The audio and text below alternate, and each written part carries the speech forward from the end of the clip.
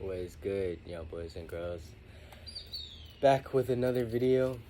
Um, you know, been really pondering about how I want to take the channel, and I think the last video was a great start, kind of like in the direction of where my meditations will start to go.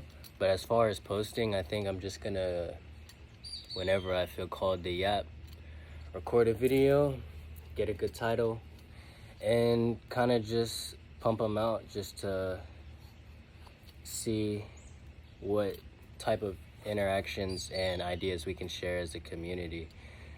Because, I think the last one was a pretty fun one to make.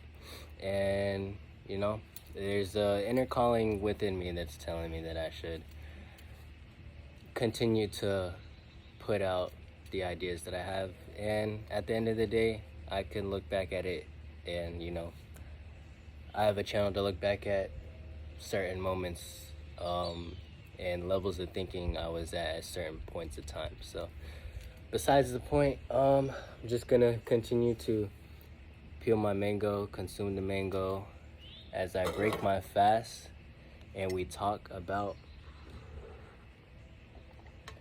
dimensions and density. Kind of been a really big point, or a really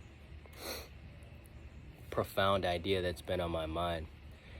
And I did mention it in the last video when I was talking about kind of like the connection between the microcosm and the macrocosm, and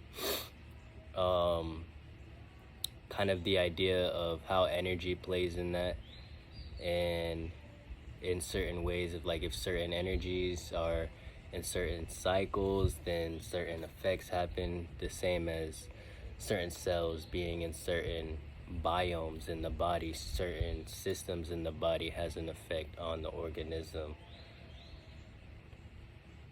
all down to the unit of energy. But we're not here to talk about that. If you want to hear more about that, go to the last video. That's when I was really focusing on that idea. But this video, I'm gonna focus on, as you can tell by the title of the video, like I already said, densities and dimensions. Now, the reason why I brought up last video is because I want to start by I don't know if reiterating is the word, but going over again and restating the fact that everything is energy. Agree, disagree, that's up to you. But anyways, continuing making my point, with that sense that everything is energy, and if we go back to I think elementary science, we talk about the states of matter. And if you're able to, or if you remember what that relation was at an atomic level of like what the particles look like, we have solids, liquids, and gases. Gases, the particles are more spread out, so they're not condensed to where we can see them.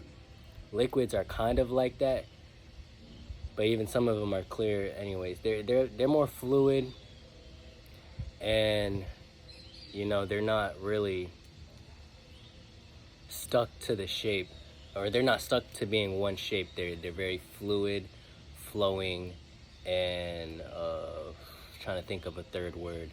Just not necessarily flexible, but you can kind of see where I'm going with this as I just drank my liquid. It can really fit into a lot of shapes. And then we have our solids, where the atoms are more condensed together and they become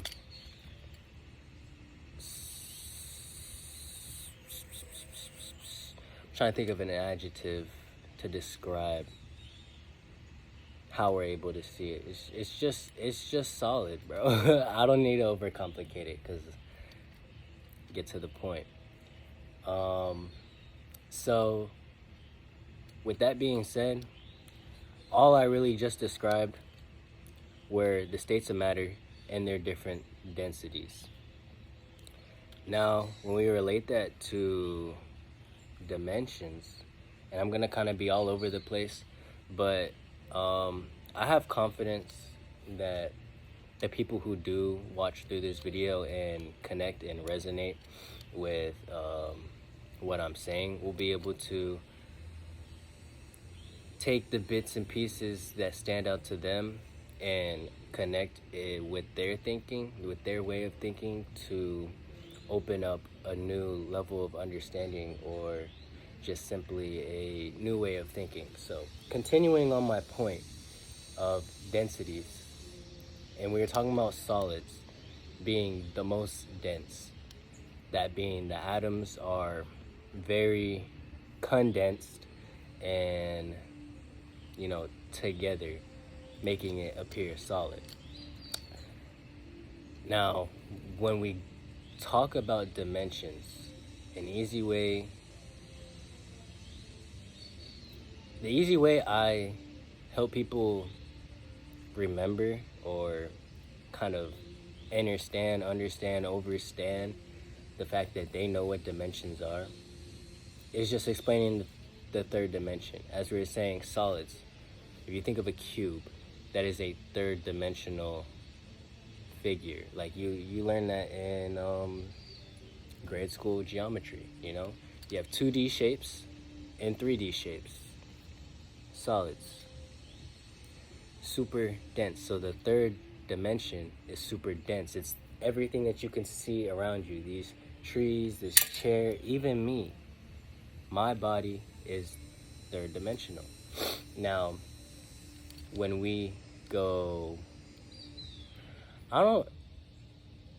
when we go deeper into the subject and raise our level of understanding and consciousness, and start to question or look into this idea of a fourth dimension, that is,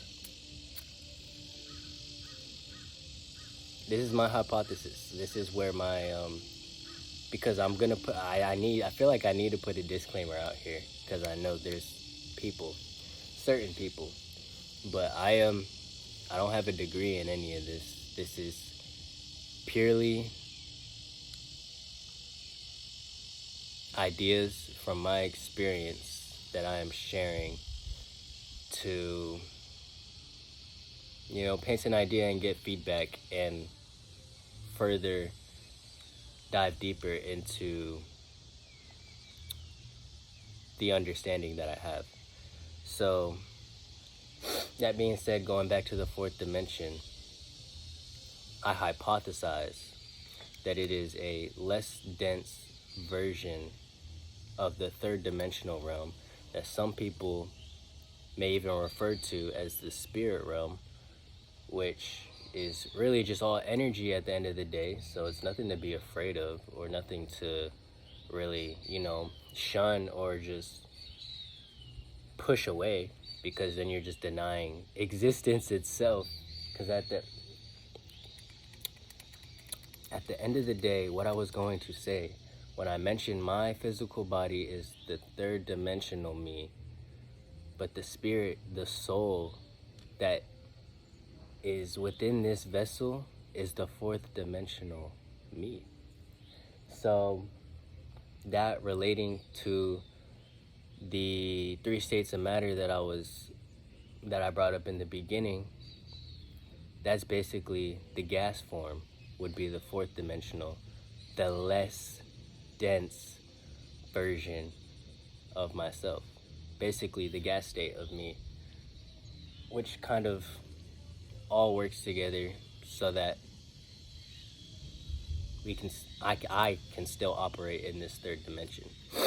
Now, still haven't taken a bite of this mango, but she looks real good. Hold on, let's take a quick break. Mango bite. ASMR. Feeling a little sick, so this should help me. Yeah. First bite.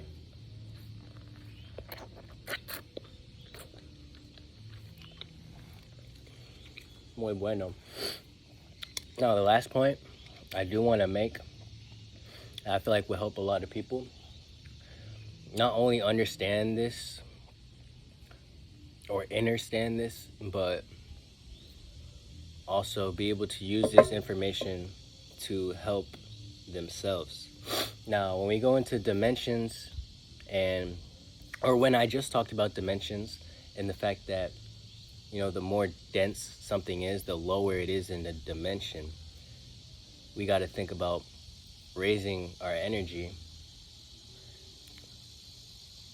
to, you could say ascend. I think tap in is a better choice of words for people not to fucking blow their minds or just confuse themselves, is really what I was trying to get at. But, and you can relate this to the other things that I was saying about meditation, or if you already have an understanding of that, the way to tap in to higher dimensions and not be just stuck in the physical third dimension is through emotions. Because there's all these low vibrational, dense emotions like fear, guilt, agony, sadness, depression, that really weigh you down, and you can feel it if you're in tune with yourself. And even if you're not, it's very heavy. You can feel it. It weighs you down. So the key to rise is to get rid of those dense emotions that are holding you down in lower dimensions. Release them so your vibration can rise. You can become less dense and get closer to the truth. So that's all. Kind of a reflection I've been having. Something I felt like I should get out. And yeah, we'll probably go deeper in another video, because I've had an idea of talking about the science that I know, at least from the research that I've done, to theorize more about how you can tap into those dimensions and the certain organ that we have that is specifically meant to do that. And if you want to do your own research, this mug right here is what I'm gonna be talking about in our next video. Ancient Egyptian culture, the pineal gland. If you know, you know. Until then, much love and peace, and I'll see y'all when I see y'all.